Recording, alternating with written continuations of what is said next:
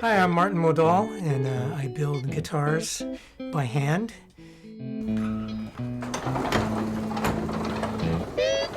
There's something about guitars that anybody who's a guitar geek, they know. They just move into you in a way that you can't really help. In one sense, you want the guitar to be transparent so that the person playing it comes through.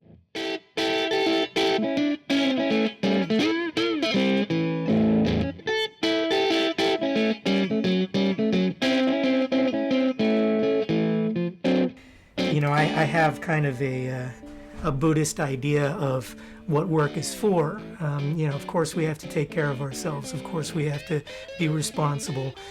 We have to make sure that we're not a burden on others. We have to make sure that we, are able to take care of others and share and do all the things that good people do. But it's also a means of developing ourselves as people, and that's one of the reasons why I think that I fell in love with this as much as I did.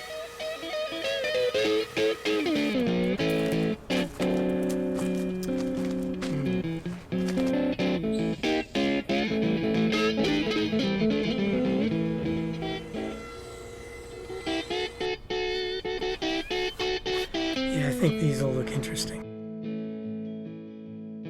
I just started getting more and more fascinated with guitars. I actually started with drums, and that's what I played professionally for most of the time. But, much as I tried, I couldn't get that one that I wanted. It was just pretty expensive.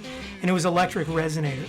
And it turns out that, I stumbled into making something that was very different than was out there.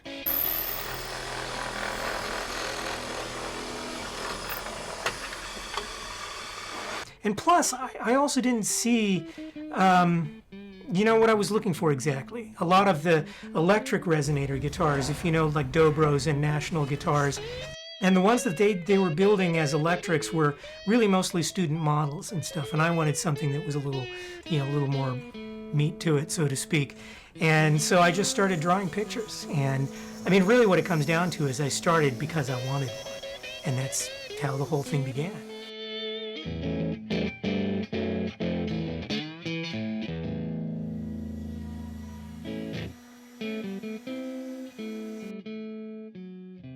People who are very interested in it know what's going on with electric resonators, but a lot of people might not know quite what they are. We now have basically the rim that the plate will be sitting on. One of the things I started doing to keep the Cheerios on the table, so to speak, was working with an old friend of mine, Chris Tuvey, who had been an arborist and a tree pruner around this area, and he's been doing the work for 30 plus years. Knows everything there is to know about everything that grows in this whole area. There are a number of woods that can be used in guitar building that work wonderfully. Cherry and pear, there's flowering pear all around this area. I think maybe one of the reasons why people are liking these designs as much as they are is because these are very handmade, very unique, very American kinds of things. I have these sound holes, and there's a reason for that. The inside of this is actually hollow. This is what's called a spider bridge resonator, and you can imagine why it's called that from looking at it. The bridge actually sits on this interesting little device, and that's attached to what amounts to a speaker.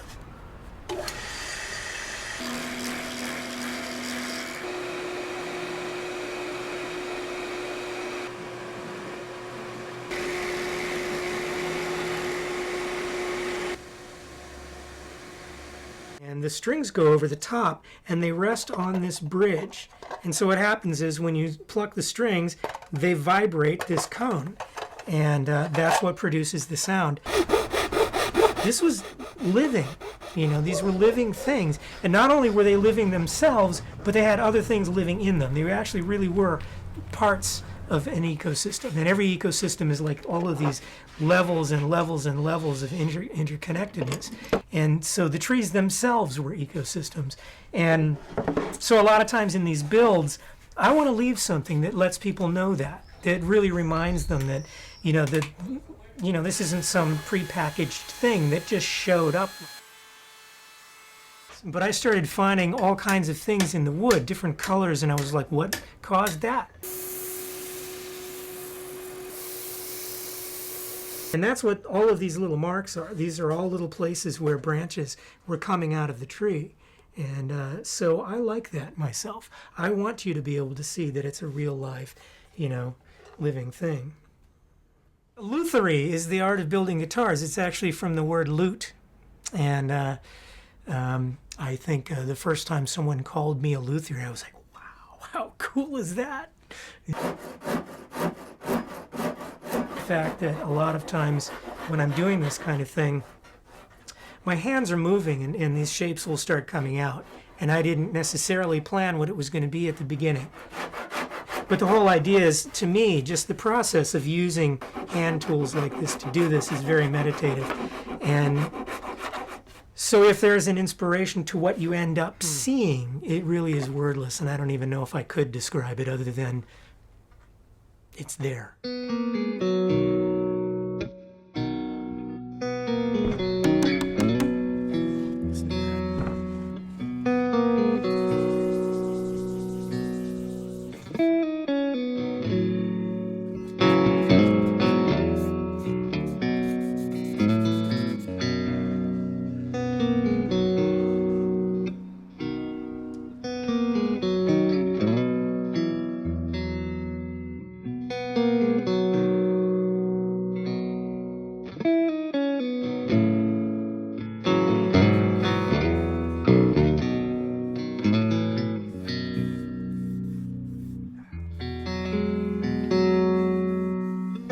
This kind of a finish will end up looking pretty much different in every light that you look at it in.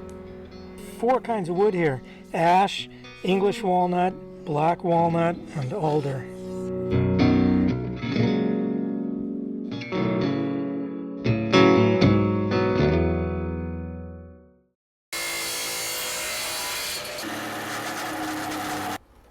In a sense, a guitar is meant to be a means for that person to express themselves in their art. And it's interesting because I build the things to be art in themselves.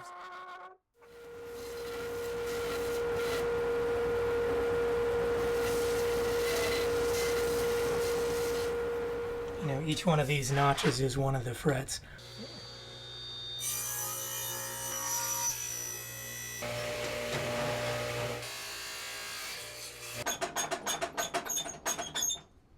I think people always think in terms of this kind of craftsmanship, as a uniquely American thing. American luthiers are well respected all around the world, and there's good reason for it.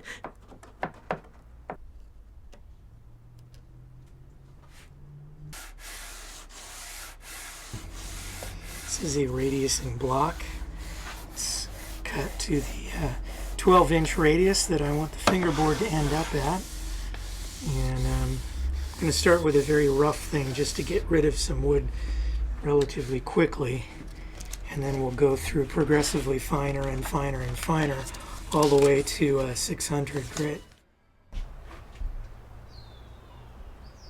These little pyramids are what hold it in place.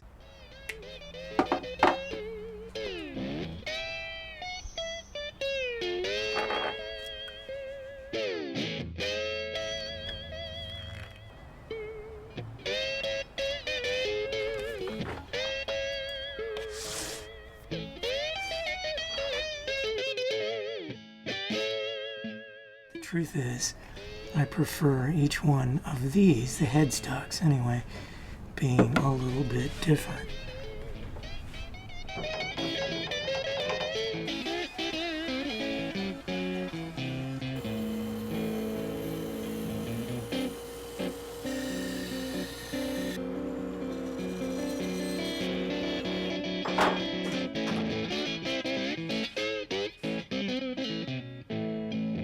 I think maybe it's why a lot of people, there's seems to be such a movement of people who make things now. More and more people want to create things with their own hands.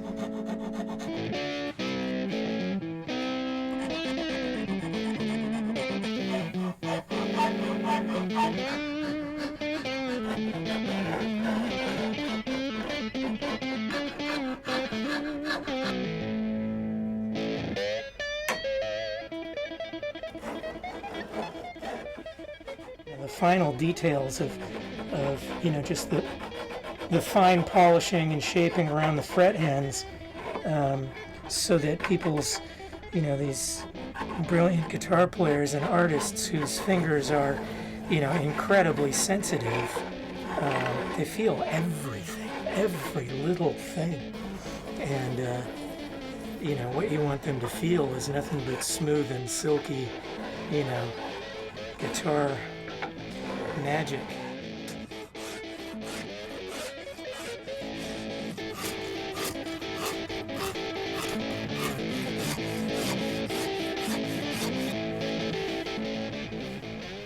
This is the thing that actually intimidates a lot of people who think about building guitars. Thinking about, oh my God, you carved the neck yourself. But yeah, and it actually, if you just, and I think basically if you've played guitar, you know what it should feel like. And if you basically use these long sort of strokes that I'm doing, and basically do it to feel.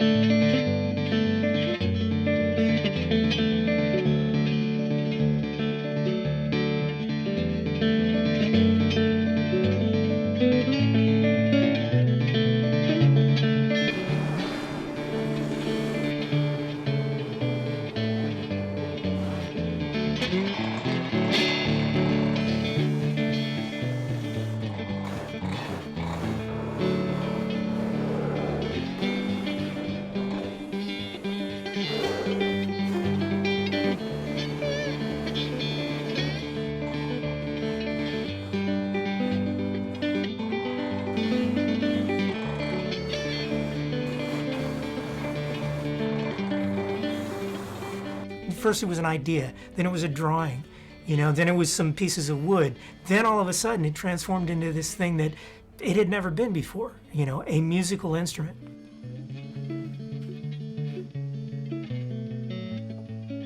Not only can you find something that you enjoy doing, but you can actually, make a living at it.